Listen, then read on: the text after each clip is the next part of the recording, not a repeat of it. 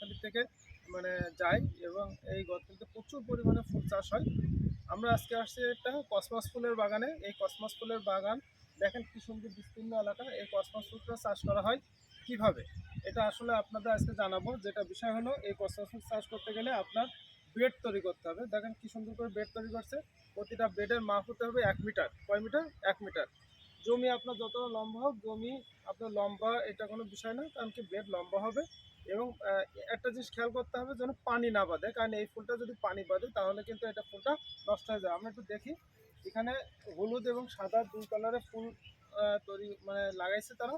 এখানে 60 সেন্টিমিটার নালা করছে। 60 সেন্টিমিটার নালা করলে যে আপনার যখন বৃষ্টি হবে তখন বৃষ্টিটা মানে এখানে খুব দ্রুত নিষ্কাশন হয়ে যায়, যাতে ফুলের কোনো সমস্যা না হয়। এখানে শুধু কসমস ফুল নয়, এই এলাকায় প্রচুর পরিমাণে বাণিজ্যিকভাবে ফুল চাষ হয়। এটা অর্থনৈতিকভাবে খুব লাভবান এবং এটাকে আমরা সবাই যদি চাষ করি তাহলে আমরা অর্থনৈতিকভাবে লাভবান হব।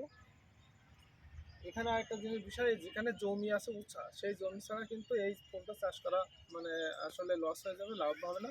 সবসময় খেয়াল করতে হবে বেলে দোআঁশ মাটি।